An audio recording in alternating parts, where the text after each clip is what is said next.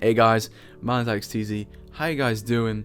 And in this video we are doing a park tour of Washington State, and in this series we are doing all the campaign maps that you've played on or are going to play on in Jurassic Evolution 2. So in the last video we had played on Arizona and I had given you a park tour of that map and some little building tips and tricks on how to make a better looking park, and that will be the same in this park here. So this is Washington State, and so in this park I definitely focused more on aviaries, and I don't have a single lagoon in this park unlike Arizona, but there's actually, this is obviously a much smaller map as I can literally fit the entire map in that view. Pretty small, isn't it? Compared to Arizona, which was a lot bigger, or a little bigger. And so in this park I want to show you some more building tips and tricks, and also just give you a nice tour of the nice area that I have built here.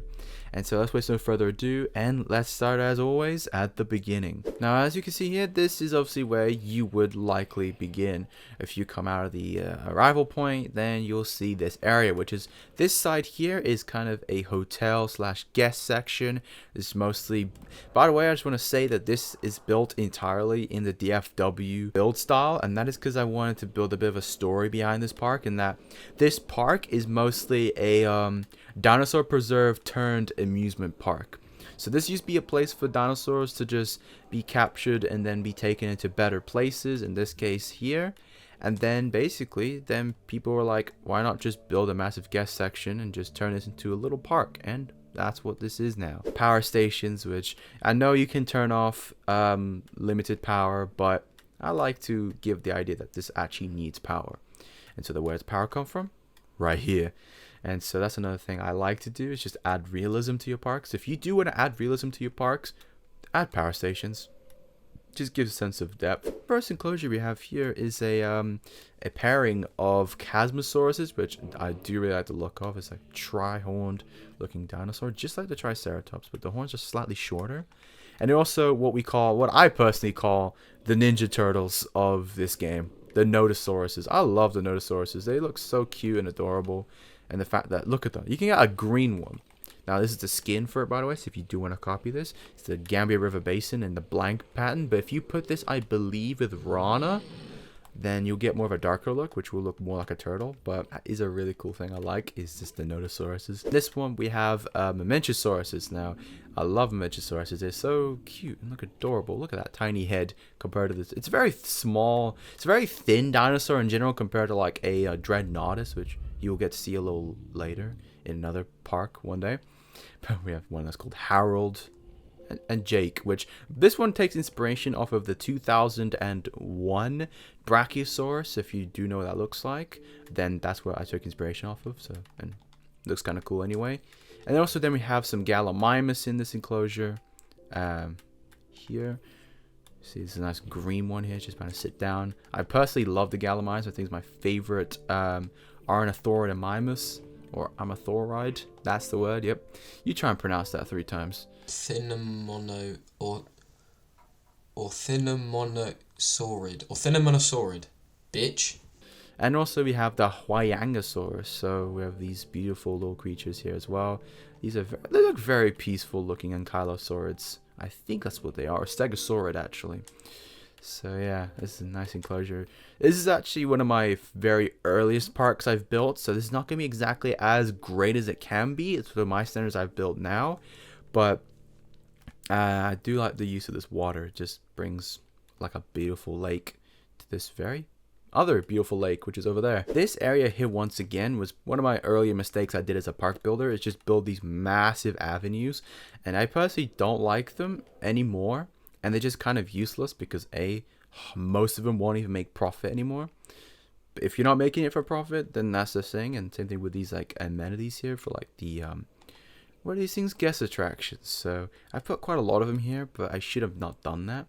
But another thing I did here though is a little guest section for a couple of deck chairs, to sit down, eat food. And I also randomized the parasols, so it looks a bit more realistic. Not every parasol is going to be open, and not every parasol is going to be parallel to each other. Now let's talk about the main feature of this park, which I personally believe is the best thing I did in this park. is this mountain, this custom mountain, which is completely made from just terraforming the ground using the terrain tool, and just to raise this thing high up and then just build around it. And the basis of how to make this mountain is, well, first of all, you gotta raise it up pretty high, relatively high. Like, we're talking enough so you can't even see the other side. And then what you want to do is then begin using brushes. So you want to start with, let's say, the rock brush, which gives this nice rocky texture to the side of the mountains. And also remember to leave a little bit of dirt to the near the bottom, but also to mix up the rock brush, excuse me, with the grass brush, and also a little bit of dirt as well won't hurt. And adding rocks as well, just like, for example, the little fallen rocks here, looks really cool in general. Adding snow to the top of these as well just gives the sense that it belongs to the rest of the other mountains, like we see here. Now I know most of them have like a very stony peak, but this I think looks good, and I've tried it without it, and I personally believe this is better.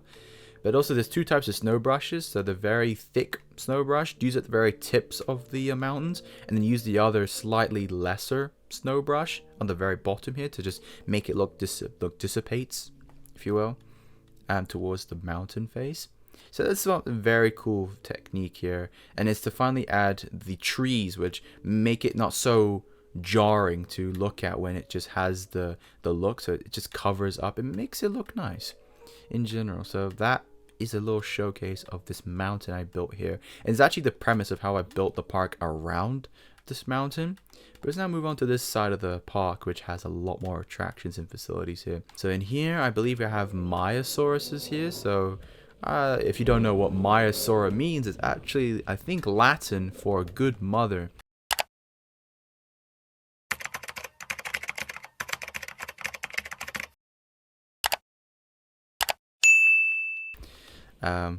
In a dinosaur world, really, I think so. And it makes sense. This guy, and I think the fossils were found with this guy with a little baby as well. It's very cute. But moving on to the next attraction, which is the Changosaurus. These very wild colors here on them do look really cool. We got this red and green, which it's not my favorite, but definitely looks wild.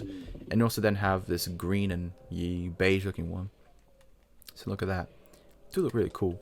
And once again, another illustration of elevation is a really cool technique here. Also adding rocks as well won't hurt anybody, and adding this little like rock plateau looks really cool. And I think they also need rocks. Yeah, they need rocks. So whenever a dinosaur needs rock, try and really exhibit that and like show that. Personally, I do like that. To show that off. And then we also have the Allosauruses as well, which I believe also have these semi-wild looks, but this one looks pretty cool. That almost pink little bit of the crest there. And then we have this one. Looks battle damaged here. Have you been in fights, my friend? He has a scar. One scar, it says.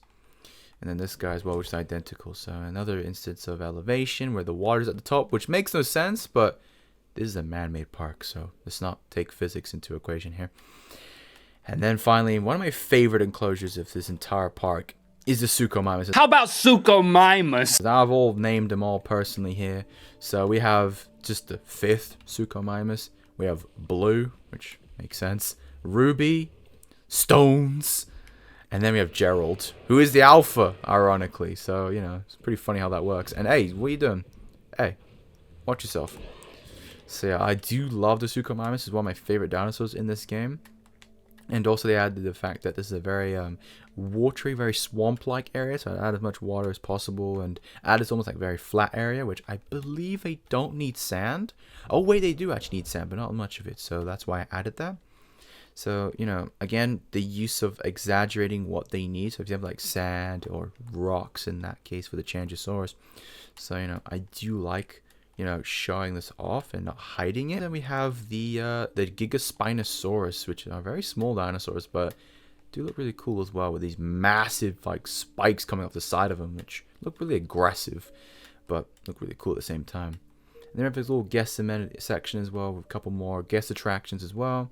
Got a little tower here that's not connected to the fences, which is actually another thing you should be able to do, or you should try and do more often, is to just put these like viewing platforms disconnected from the actual viewing or the actual fences, as you don't need to actually do that, because then it actually reduces the distance that you look at. So for example, now here you got a nice general view of the area, which I personally think is a really cool thing to do.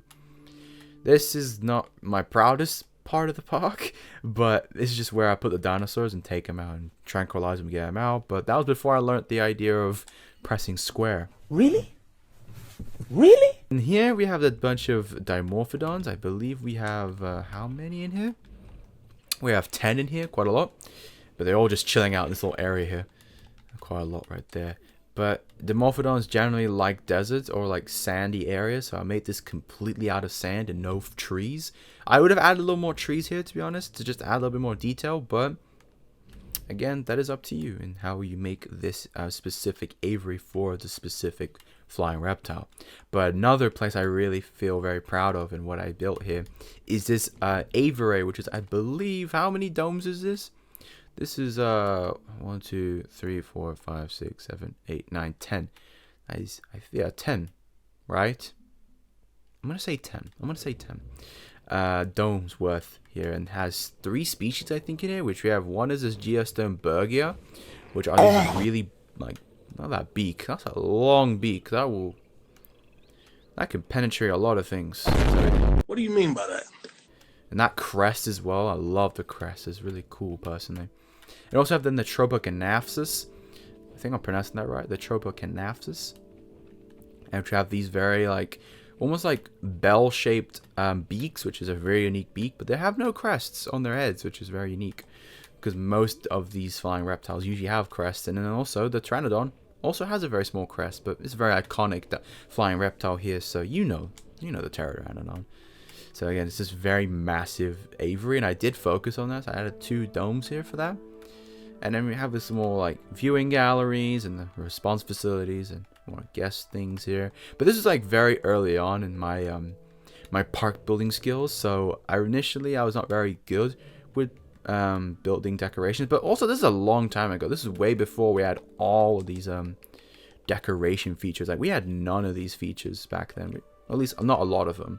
Like we have no crates here, for example, from what I can see, which were added a long time ago now. But for me, this was way before that. So I had no crates here, no sections for like, you know, utilities and all that. But this, I guess, would mean that this park was built before the Arizona one. So yeah, building this a bit backwards. But I'm doing this in campaign order, you know.